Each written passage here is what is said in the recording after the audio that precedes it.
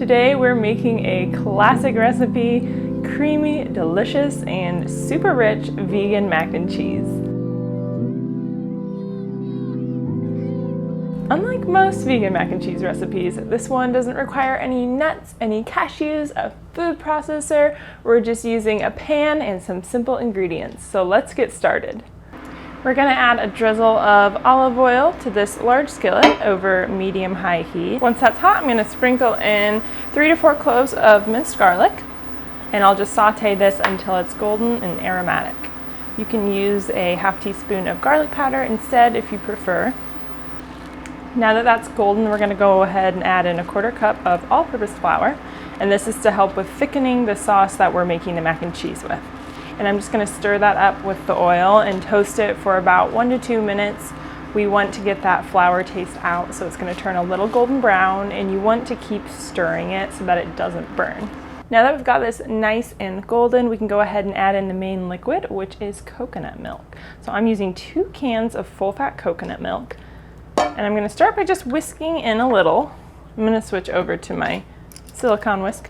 I use a silicone so I don't scratch the pan. And I'm just going to whisk in a little bit to start off with so we can get those lumps out. And we're still over medium-high heat at this point. Don't worry if it looks a little lumpy, because it could just be that it's those pieces of garlic you're seeing. So you can see this has gotten nice and creamy. So I'll go ahead and add in the rest of that coconut milk. And then I'll add in that second can of coconut milk. Now, this is pretty high fat, so if you want something a little lighter, you could always use a light coconut milk, and that'll just cut back on the fat a little. But I mean, we're making mac and cheese, so it's gonna be creamy, and full fat is definitely the way to get that. Whisk all of this together just to get it all broken down and get that fat separated. And from here, we're just gonna add in the rest of the ingredients. This is like a super easy, super simple recipe.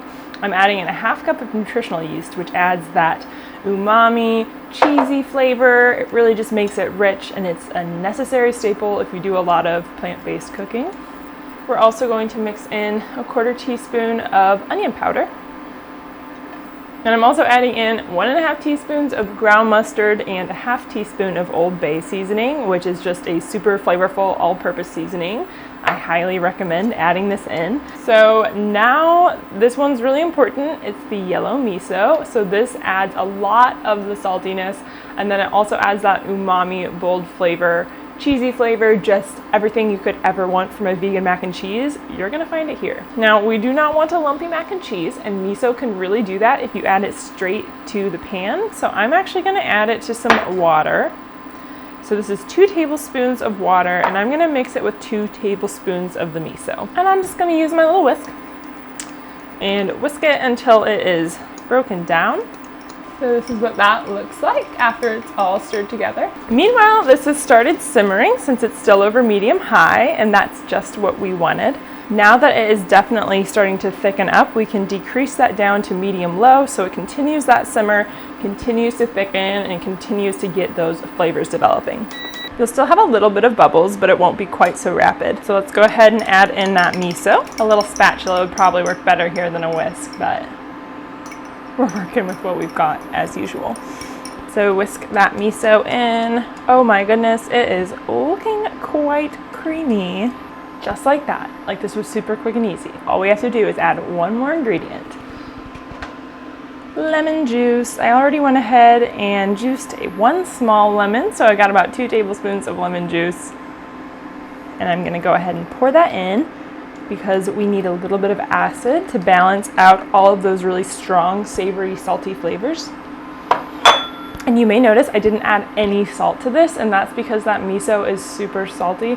But if you do want a saltier result, like a more traditional salt, you can add in salt to taste. Okay, this is like wonderfully creamy, just what I wanted. So if you're like, ooh, coconut in my mac and cheese, what? Don't worry, I'm not a big coconut fan, but I love this mac and cheese. It's a really subtle flavor. We're just gonna let this simmer until it's thick enough to coat the back of a spoon without sliding right off. It's dripping a little, but you can see it's like mostly stuck to the back, which is just what we want. When you turn the heat off, it's gonna thicken up even more, so it's okay to turn the heat off a little early. Now, the star of the show, mac and cheese, needs some noodles. So I used some really big macaroni noodles. I cooked half of a box, 8 ounces, and I ended up with this much. You can always add more if you want, but I want a really saucy mac and cheese. Let's add that in, whisk it all together so that it's entirely coated in that sauce.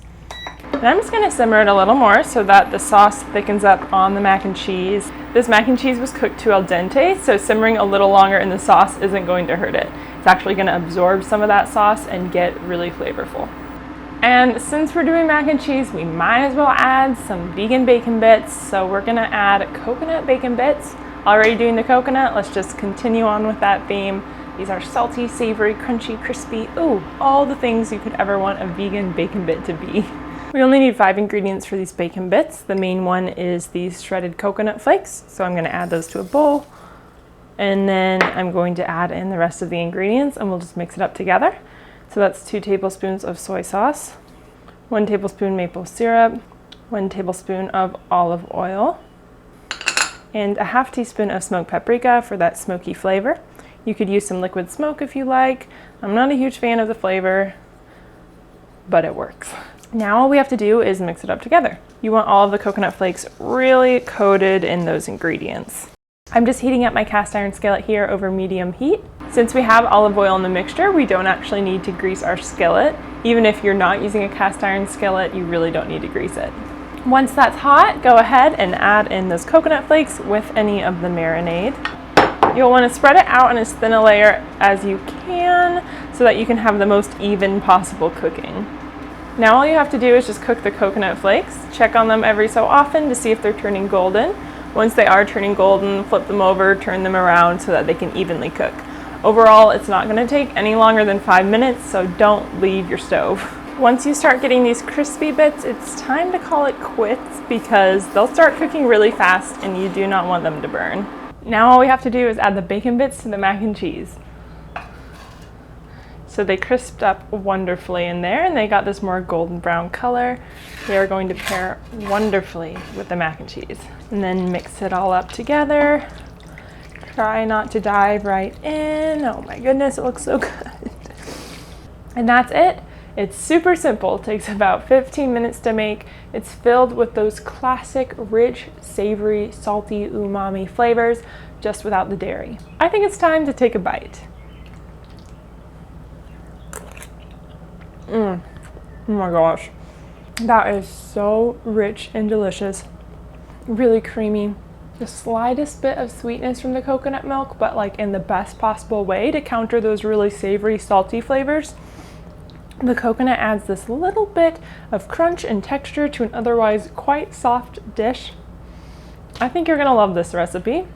As always, it's linked in the description on cozypeachkitchen.com. Definitely hit subscribe for more vegetarian and vegan recipes. I share new videos weekly. Leave a thumbs up if you like this recipe and leave a comment if you got to try it out. I love hearing from you. Thank you so much for watching. Time for me to eat a big bowl of mac and cheese.